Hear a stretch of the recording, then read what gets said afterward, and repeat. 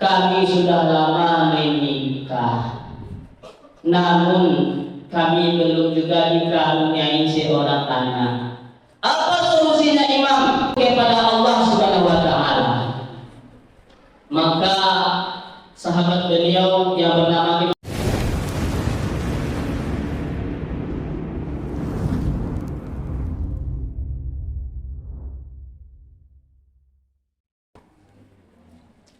Bismillahirrahmanirrahim.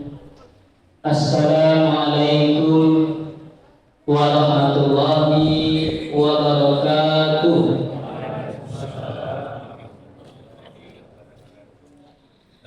Innal hamdalillah nahmaduhu wa nasta'inuhu wa nastaghfiruh wa na'udzu billahi min shururi anfusina wa min sayyiati a'malina. May yahdihillahu fala mudilla lahu wa may yudlil fala hadiya lahu. Asyhadu an la ilaha illallah wahdahu la syarika lahu wa asyhadu anna Muhammadan abduhu wa rasuluh allazi la nabiyya wa la rasula ba'da amma ba'du.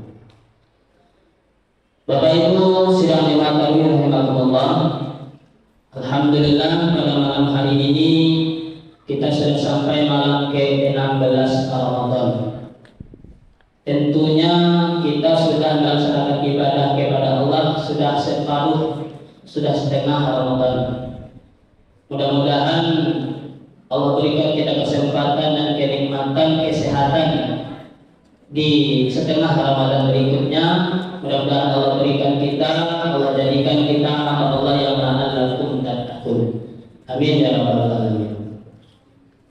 Salawat serta salam mari kita haturkan kepada junjungan kita, kepada baginda kita, pembawa risalah ilahiyah, pembawa tauhid, pembebas syirik, pemberantas musyrik, Nabiullah Muhammad sallallahu alaihi wasallam. Allahumma shalli ala Muhammad wa ala ali Muhammad.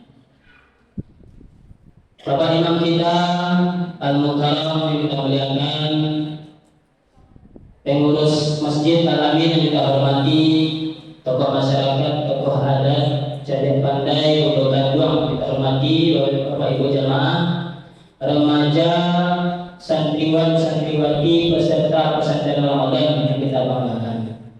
Baiklah Bapak Ibu sidang dimati rahimakumullah. Judul tafsir Ramadan kita malam hari ini adalah keutamaan istighfar.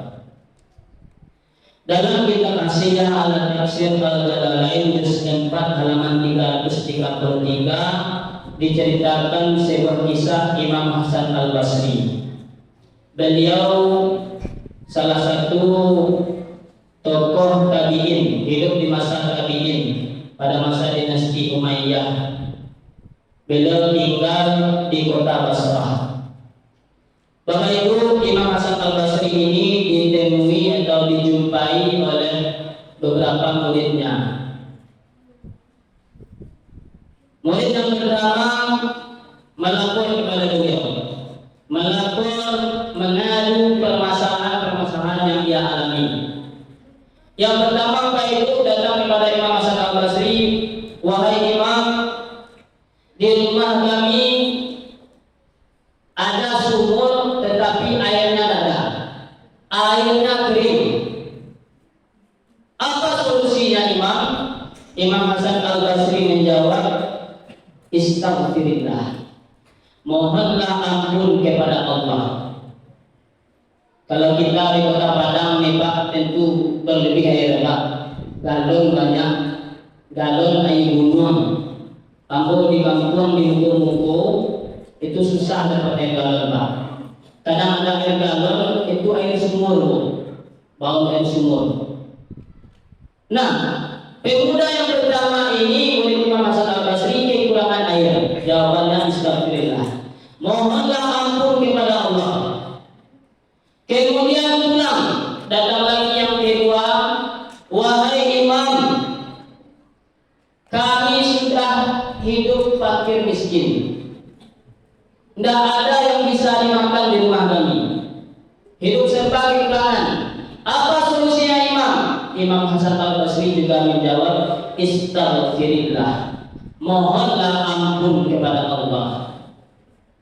Kemudian pemuda yang kedua ini pulang Bapak Ibu, datang lagi pemuda yang ketiga, wahai Imam, kami sudah lama menikah, namun kami belum juga dikaruniai seorang anak. Apa solusinya Imam? Imam Hasan Al-Basri juga menjawab, istaghfirillah, mohonlah ampun kepada Allah. Bapak Ibu, barang lamu awak menikah alun sabara Nabi Ibrahim alaihissalam. Nabi Ibrahim alaihissalam dalam surah As-Saffat itu 102 dan seterusnya, usia beliau dalam tafsir Al-Azhar karya Hamka itu 86 tahun usia beliau, baru Allah karuniai seorang anak yang bernama Ismail. Baru 86. Aduh ibu-ibu umur 86 selama ini nggak dosa, kalah baju jujur. Ada orang 86 umur apa? 86 usia Nabi Ibrahim, baru Allah beri Ismail. 13 tahun kemudian Siti Sarah yang sudah divonis mandul 99 umur Nabi Ibrahim, baru Allah takdirkan hamil, mengandung melahirkan. Siti Sarah lahirlah anaknya Nabi Ishak 99 Pak. Alun bawa nikah ini setahun, tanya udah Pak. Ambo setahun setengah, dulu 2018, 2019 katanya udah Ambo. Pak pulang kampung. Alun jalan, kartu alun jalan Pak. Alun jalan nak alun Ibu, setahun setengah. 2020 kami pulang bawa anak. Yang katanya tadi Allah kami pulang. Nggak bisa pada Pak. Bapak Ibu sidang dimatawi rahimahullah, pemuda yang ketiga ini jawabannya juga istaghfirillah, mohonlah ampun kepada Allah Subhanahu wa taala. Lalu pemuda yang keempat datang, wahai Imam, kami punya kebun yang luas, namun semuanya tandus, tidak ada air yang menyirami kebun kami, tidak ada irigasi, semuanya kosong. Apa solusinya Imam? Imam Hasan Al-Basri juga menjawab, istaghfirillah, mohonlah ampun kepada Allah Subhanahu wa taala. Maka sahabat beliau yang bernama Imam Rabi bin Sabih, salah satu ahli hadis, apa kata beliau? Sahabatku, ya akhi, kenapa 4 orang yang bertanya kepada engkau 4 masalah, kenapa jawabannya hanya istighfar? Maka kata Imam Hasan Al-Basri, ini bukan jawabanku, ini bukan jawaban dari nafsuku, ini adalah jawaban dari Allah. Allah menegaskan dalam surat Nuh, surat ke-71 ayat ke-10 sampai ke-12. A'udzubillahi minasyaitonirrajim. Bismillahirrahmanirrahim. Faqultus taghfiru rabbakum innahu kana ghaffara yursilis samaa'a 'alaikum midrara wa yumdidukum bi amwalin wa banin wa yaj'al lakum jannatin wa yaj'al lakum anhara. Allah berfirman dalam surat Nuh ayat 10 sampai ayat 12. Maka Nuh berkata, mohonlah ampun kepada Tuhanmu, sesungguhnya Ia Maha Pengampun. Bapak Ibu, kalau kita sudah beristighfar kepada Allah, sesudah memohon ampunan Allah Subhanahu wa taala, apa yang terjadi? Yursilis samaa'a 'alaikum midrara. Niscaya Allah akan turunkan hujan lebat dari langit. Apa yang kita dapatkan dari hujan lebat itu? Wa yumdidukum bi amwal. Allah akan perbanyak harta-hartamu. Wa banin, dan Allah akan perbanyak anak-anakmu. Wa yaj'al lakum jannat, dan Allah akan jadikan untukmu kebun-kebun. Wa yaj'al lakum anhara, dan Allah jadikan untukmu sungai-sungai.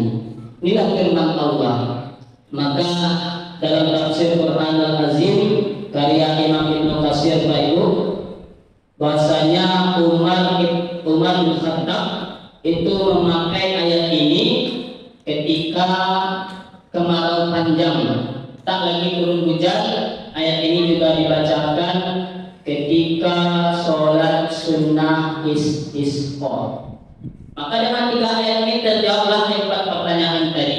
Siapa tadi yang kekurangan air, yang belum punya anak, kemudian yang tidak bekerja, fakir miskin, kemudian yang kebun-kebunnya tadi yang tandus. Bapak Ibu sidang jemaah tadi rahmatullah. Pertanyaannya, sudah seberapa jauh kita istighfar kepada Allah? Sudah berapa banyak hari ini kita beristighfar kepada Allah Subhanahu wa taala? Kalau setelah sholat kita mengampun kepada Allah, Astaghfirullahalazim, allazi la ilaha illa huwal hayyul qayyum wa atubu ilaih. Kalau sekali kita bacakan tiap sholat, 5 waktu baru dimulai.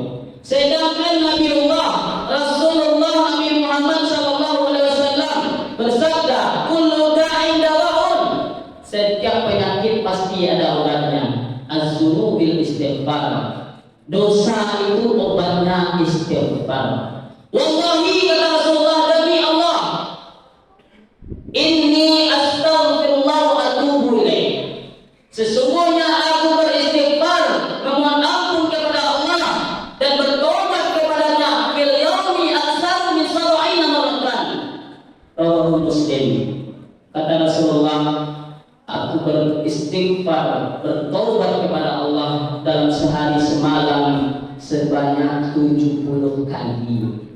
Bayangkan Pak Ibu, seorang Rasul, seorang Nabi, utusan Allah, pembawa berita gembira, 70 kali beristighfar kepada Allah. Sudah dijamin surga kan ya? Terbebas dari dosa dan kesalahan. Bagaimana kita umat beliau? Kadang dari bangun tidur, dari sahur sampai berbuka, aduh saya yang mimpi, aduh saya yang berdosa. Kadang ujuk diri Allah, merasa lebih baik kepada orang lain. Aku hari itu Allah datang sekali. Bangga kita dengan diri kita. 10 hari ini, amulah 3 kali datang. Sobok 10 orang, 10 lewat sampai amulah 10 kali datang. Patang sedekah 5.000 saja. Bangga kita dengan diri kita, merasa ujuk.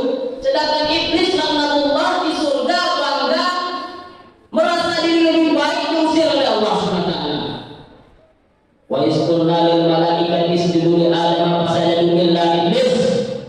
Allah berfirman kepada malaikat untuk sujud kepada Nabi Adam, semuanya sujud kecuali iblis.